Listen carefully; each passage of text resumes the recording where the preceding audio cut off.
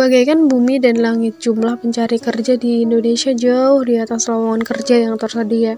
BPS mencatat pada 2022 jumlah pencari kerja sebanyak 937.176 orang, sedangkan lowongan kerja hanya berjumlah 59.276. Artinya satu lowongan kerja diperebutkan oleh sekitar 16 warga.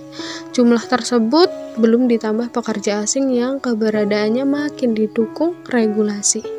Per Februari 2023, BPS mencatat masih terdapat 7,99 juta pengangguran di Indonesia. Walaupun dari jumlah ke tahun pencari kerja makin turun, tetapi jumlah lowongan kerja pun jauh makin menurun. Ketimpangan ini tentu terus menambah jumlah keluarga miskin dan kian menurunkan tingkat kesejahteraan bangsa. Mengapa pengangguran makin tinggi? Kenapa lowongan kerja kian langka, padahal jumlah pencari kerja terus meningkat?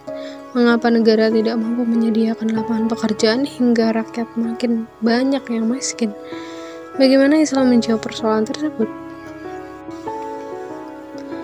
Pemerintah mengklaim penyebab makin berkurangnya lowongan kerja adalah karena perubahan teknologi informasi.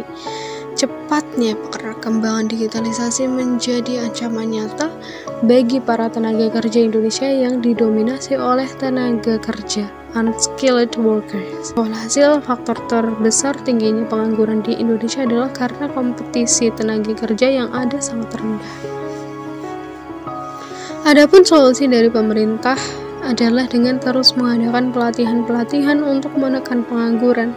Melihat tingkat pengangguran terbuka atau TPT di Indonesia yang didominasi oleh tingkat pendidikan SMA dan SMK, kini pemerintah tengah mengencarkan pelatihan vokasi.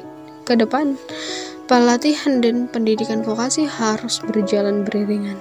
Namun, demikian, solusi pemerintah menggencarkan pelatihan vokasi untuk menekan pengangguran dianggap klise dan tidak akan mampu menyelesaikan masalah pengangguran. Alasannya selain karena pemborosan dana untuk program vokasi, juga karena program pendidikan dan pelatihan vokasi yang sudah lama berjalan ini dianggap tidak menuai hasil, bahkan menjadikan lulusan SMK makin menjadi warga terbanyak menganggur. Persoalan klasik yang tidak bisa dijawab oleh sistem ekonomi kapitalisme salah satunya adalah tingginya pengangguran. Persoalan ini bukan hanya dialami oleh negara berkembang, tetapi juga oleh negara-negara maju. Lihatlah kondisi AS dan Cina yang kini pun sedang dihantam persoalan tingginya pengangguran.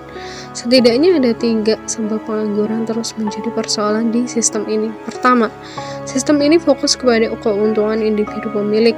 Sebuah perusahaan akan terus menekan biaya produksi agar mencapai keuntungan yang maksimal, sedangkan biaya produksi yang paling mudah untuk ditekan adalah upah pekerja.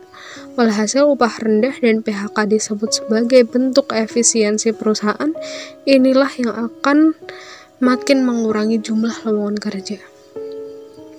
Kedua, saingan bebas antar perusahaan akan menciptakan kondisi saling caplok. Perusahaan yang memiliki modal besar akan mencaplok perusahaan kecil sehingga dunia usaha hanya dikuasai oleh segelintir orang.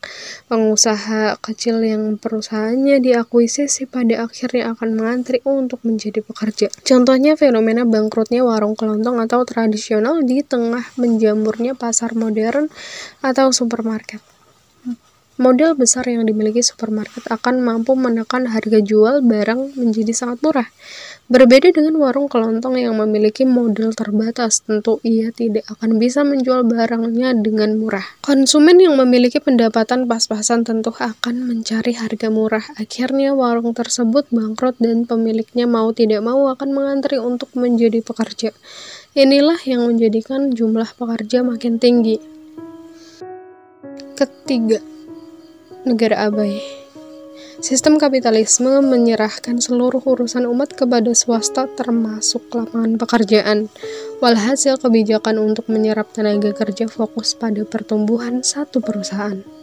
Contohnya, saat pemulihan ekonomi pasca pandemi COVID-19, pemerintah lebih banyak menggelontorkan dana kepada perusahaan besar dengan alasan agar perusahaan tersebut mampu bertahan dan tidak mem-PHK karyawannya ketimbang menggelontorkan dana untuk rakyat yang butuh suntikan dana untuk modal usaha.